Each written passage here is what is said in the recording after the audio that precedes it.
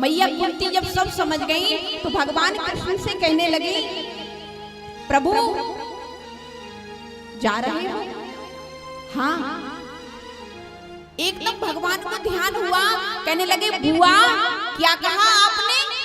प्रभु, मैं प्रभु हूं, मैं भगवान हूं। माता कुंती कहने लगी, हाँ महाराज, अब तुम ये बात कैसे भूल गए कि तुम भगवान? अरे मैं भगवान हूँ। अरे बुआ, तुम्हारी बुद्धि तो नहीं खराब हो गई? तुमको नहीं पता मैं आपके भैया वसुदेव का पुत्र हूँ। देवी कुंती कहने लगी, लाला तुम ये कैसे भूल जाते हो? किसी को दादा बनाते हो, किसी को बुआ बनाते हो, किसी को पापा बनाते हो, और ये कैसे भूल जाते हो कि सबके परबाबा तुम ही हो? ये बात कैसे भूल जाते हो? बुआ, तुम मुझे भगवान समझती हो? अगर तुम मुझे भगवान समझती हो तो मुझे एक वरदान दे दो। क्या? कि तुम मुझसे कोई वरदान मांगो। कोई वरदान? हाँ।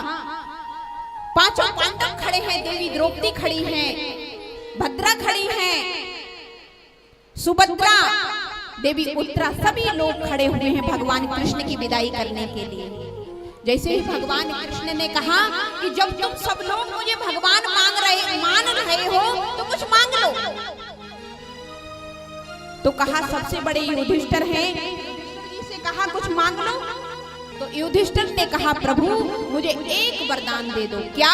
कि मैं सत्य के मार्ग से कभी विचलित नहीं हूं, मैं सत्य के मार्ग से कभी विचलित नहीं हूं, बस मुझे यही वरदान दे दो। दूसरा वरदान कहा कि भीम दादा आप भी मांग लो। तो भीम दादा कहने लगे, केशव मैं क्या मांगू, मुझे तो एक ही वरदान दे दो। क्यों? अरे मेरी तो वैसे भी बदनामी है। क्या बदनामी है? कि सब मुझको भोजन भट्ट कहते हैं। भीम दादा खाने में ज्यादा अग्रगण्यम थे। भीम दादा की जठराग्नि शांत नहीं होती थी, इसलिए उनको सब भोजन भट्ट कहते थे। इसीलिए जब भीम दादा से कहा गया कि कुछ व्रत कर लो, एकादशी का व्रत रहा करो, कम से कम 15 दिन में एक व्रत आता है, 1 महीने में 2 व्रत आते हैं। साधारण जब हम कोई मशीनरी बनाते हैं तो उसको भी 1 दिन को लिए बंद किया जाता है। हाँ जी या ना जी? किया जाता है ना। स्कूल विद्यालय हमारा खुलता है, 7 दिन चलता है, 1 दिन हमारी छुट्टी रहती है कि अब अच्छे से अपने बस्ते को साफ करो, कॉपी किताबें सुव्यवस्थित करो, कपड़े इत्यादि सुरक्षित करके तब स्कूल आना। तो भीम दादा से कहा आप भी एकादशी का व्रत रह लिया करो। बोले हम पे नहीं रहा जाएगा। तो भीम दादा कहने लगे कि मेरी तो वैसे भी बदनामी है भोजन भट्ट, इसलिए मुझे एक वरदान दे दो कि नाचते गाते सोते खाते पीते हर परिस्थिति में बस आपकी याद बनी रहे, क्योंकि भजन तो कर नहीं पाऊंगा, जो भी खाना खाओ खाते पीते बस आपकी याद बनी रहे, यही एक वरदान दे दो। अर्जुन का नंबर आया, अर्जुन आप भी कुछ मांगो। प्रभु हमें कुछ नहीं चाहिए, हमें एक ही वरदान दे दो कि हमारे दिल से गुरु और शिष्य का कभी नाता खत्म नहीं होना चाहिए, बस यही वरदान दे दो और कुछ नहीं चाहिए।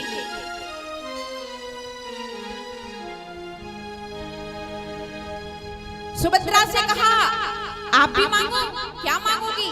सुभद्रा कहने लगी मुझे कुछ नहीं चाहिए, मुझे एक वरदान दे दो कि मेरा ये मन हंस है, हंस, ये मेरा मन जो है ये हंस है, ये आपके चरण जो है ये पिंजड़ा है, मेरा हंस रूपी ये मन आपके चरण रूपी पिंजड़ा में जाके आज ही बंध जाए।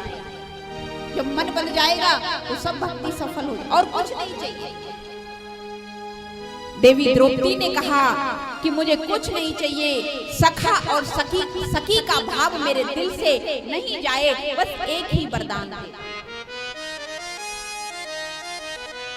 अब जब घर के सभी सदस्यों ने मांग लिया तो माता कुंती का नंबर आया, बुआ अब आप भी मांग लो।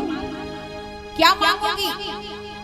तो बुआ ने कहा विपदा संतु न सास वत्र तत्र तत्र जगत गुरु, भवतो दर्शनम यद स्याद पुनर्भव दर्शनम। प्रभु मुझे दुख दे दो, मुझे दुख दे दो। आज भगवान के दरबार में हम जाते हैं तो संपत्ति मांगते हैं, सुख शांति मांगते हैं। क्या संसार का कोई व्यक्ति ऐसा है जो दुख मांगेगा? हाँ जी या ना जी? कोई दुख नहीं मांगेगा। लेकिन माता कुंती ने कहा प्रभु मुझे कुछ नहीं चाहिए, मुझे केवल और केवल दुख दे दो। बुआ तुम ये क्या मांग रही हो? दुख? दुख कोई मांगने की चीज होती है? अरे दुख तो वैसे ही आते रहते हैं, दुख कहीं मांगे जाते हैं? बुआ कहने लगी केशव जब जब मेरे ऊपर दुख आया तब तब आप मेरे साथ रहे। जब लाक्षागृह में मेरे 5 संतानों को जलाने का षड्यंत्र किया जा रहा था तब आकर के आपने रक्षा की। 5 पांडवों को कुछ नहीं दिया जा रहा था तब आपने आकर रक्षा की। माता कुंती के चरित्र पर एक बार नजर डाल के देखिए प्यारे।